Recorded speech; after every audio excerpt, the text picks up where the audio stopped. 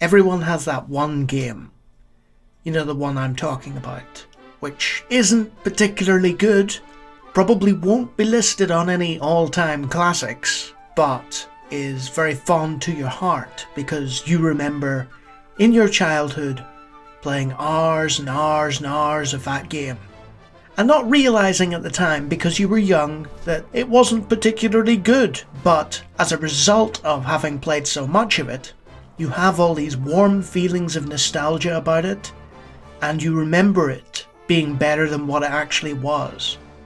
That game for me is The Lord of the Rings. Not the book, not the movie tie-in games, not the MMORPG. I'm talking about a RPG released by Interplay in 1990. A game released by Interplay probably doesn't mean much to people these days. They'd probably be like, what's an Interplay? But back in the day, Interplay as a publisher had this string of games that were just so exceptionally good that their name became synonymous with quality.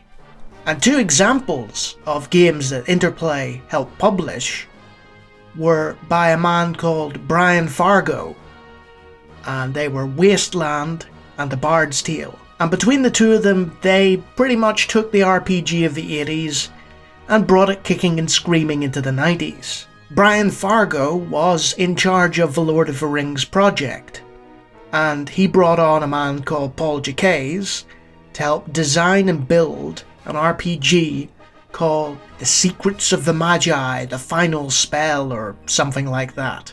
So Paul was working away on this project. It was sort of going to be an isometric-y RPG kind of game. And then Brian comes and says, oh hey, I've got the Lord of the Rings license. Now if you're a fantasy RPG enthusiast, and you're working for a company and you've got this random RPG that you're trying to build the world and the lore of, to have the guy in charge just turn up and say, oh yeah, use Tolkien's stuff. That's something else. It really is something else. There was no literary fantasy world at the time which had more of a backstory than Tolkien's Lord of the Rings. So it was an absolute goldmine for the team to look into and redesign their game around. If you look at the publication date of The Lord of the Rings, you soon realise, oh, wow, okay, this is significant. And the reason for that is because it was the second graphical depiction of Middle-earth. Like, they didn't license that many Lord of the Rings games. There were a few fan games, there were a handful of graphical text parsers, but other than a random strategy game, there was no real Lord of the Rings graphical game that you could move about within a pixelated depiction of Middle-earth.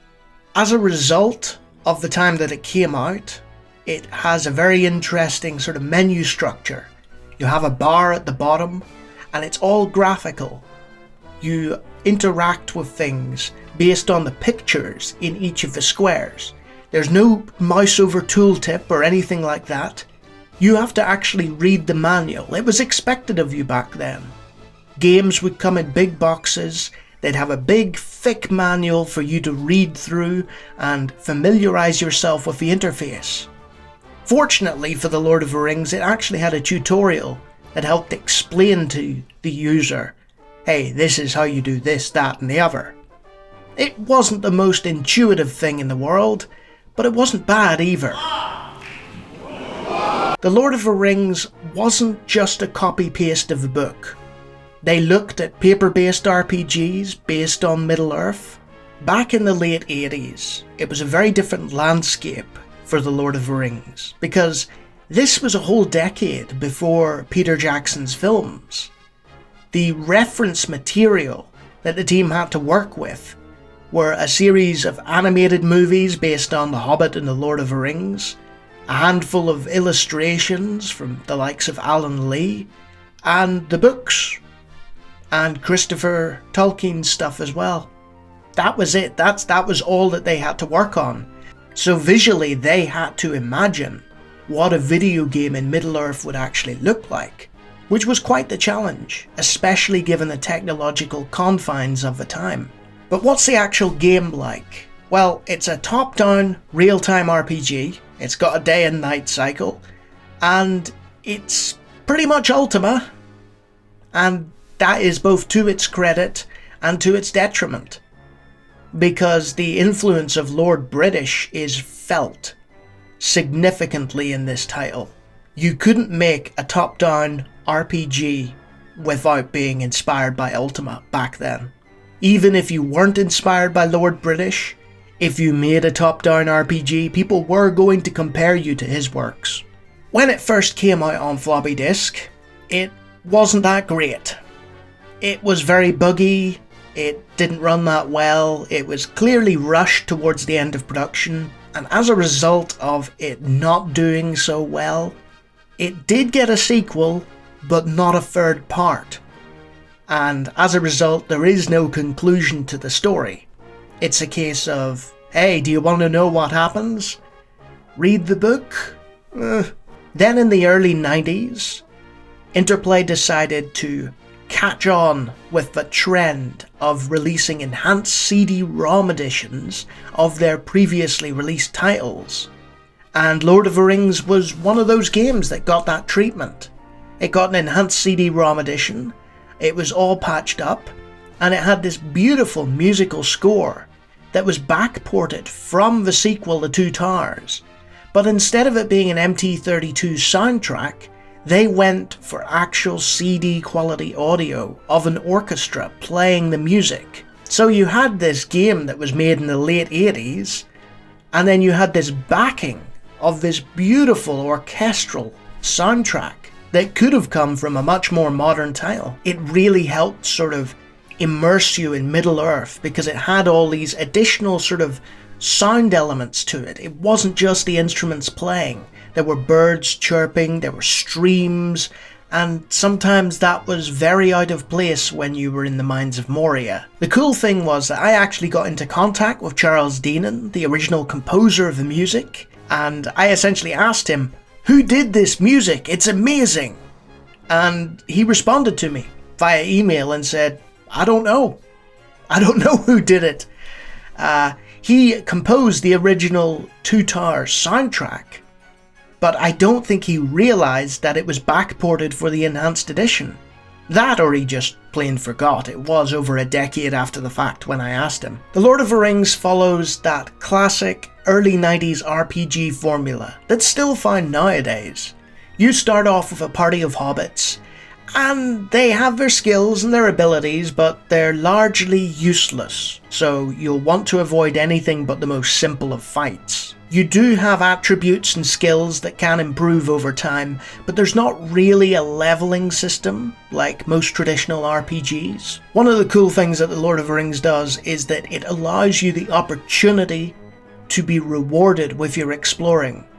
If you go off the beaten path, you can find people who will join your fellowship who weren't part of the original books, and they're much more capable in a combat scenario than your measly little hobbits. Because of the old school style RPG mechanics, there are certain areas in the game that are an absolute pain to deal with, and one of those is the Barrow Downs.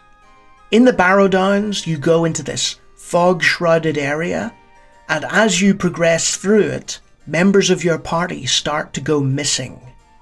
And if you don't find the right down, they're gone forever. Even if you escape the downs, they aren't coming back. And it's time sensitive. If you lose all party members in the downs, game over.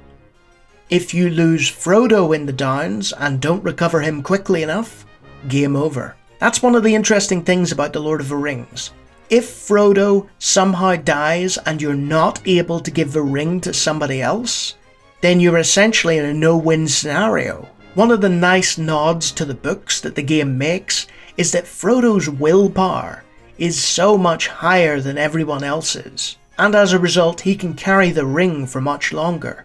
If you give the ring to somebody with low willpower, and their will is eventually drained by the malevolent force of the ring, they will turn on your party. One of the welcome features of the Enhanced Edition was animated cutscenes that were taken from the animated version of The Lord of the Rings, And the game and the movie have things in common, in that neither told the entire story of The Lord of the Rings. What was it with people not completing the trilogy's story? Thank goodness for Peter Jackson. Imagine if he had released 2 of the movies and not the 3rd.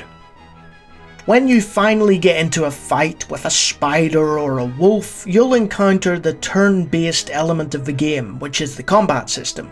Now, this is not XCOM, and you're not entirely sure how many movement points people have, or what people can do in certain turns, or even whose move it's going to be next. It's a basic system that relies very heavily on random number generation. So, one minute your man could be an invincible killing machine slaying everything before him, and the next minute he can't hit the broadside of a barn. Another drawback of the game is the questing itself. Certain quests require you to find things or do things in specific areas of the map without enough prompting from the game. In the early part of the game, you have to find a key to get to the old forest. Where is that key? Who knows? Somewhere in the Shire. Good luck. And you have to stand in a specific part of a specific house and use a specific skill in order to find the key. Easy peasy. Talk about a needle in a haystack. And this keeps happening. There are certain areas where you have to use a skill, and certain situations you have to use a certain spell or power, or it's game over. One of the things the game should be praised on, though, is because of the integration of the additional content, there are loads of quests. There are all kinds of side stories and bits and pieces that are related to Middle-earth, but aren't any part of the original Lord of the Rings. There are all kinds of off-the-beaten-path places you can go in this open world. And often these are rewarded as well with certain magical items that really help your party and make it worthwhile. Rewarding exploring is one of the hallmarks of a good RPG, and The Lord of the Rings Volume 1 really goes out of its way to do that. The set piece of The Lord of the Rings Volume 1 is the Mines of Moria, which is a massive multi-level construction full of all kinds of danger and enemies with no way out but through. There's one particular area where if you have the right equipment, you can start mining in the mines and get progressively richer and richer as you discover a mithril vein. Problem is, if you keep digging, then eventually you go insane. So enraptured with the wealth that you hoard, you just decide to stay in Moria forever. There are certain items and certain elements that can drive your party insane, that can cause division and can cause problems, so you have to be careful and save often.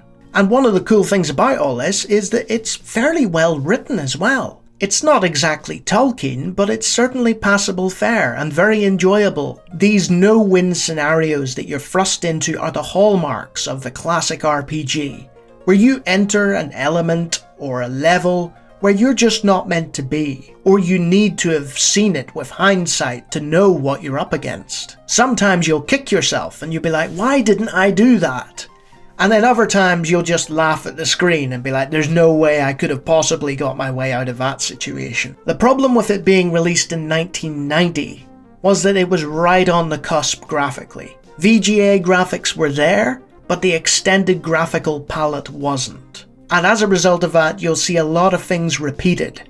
A lot of floor tiles, a lot of walls, a lot of character art will be the same, and you have to use your imagination to fill in the gaps.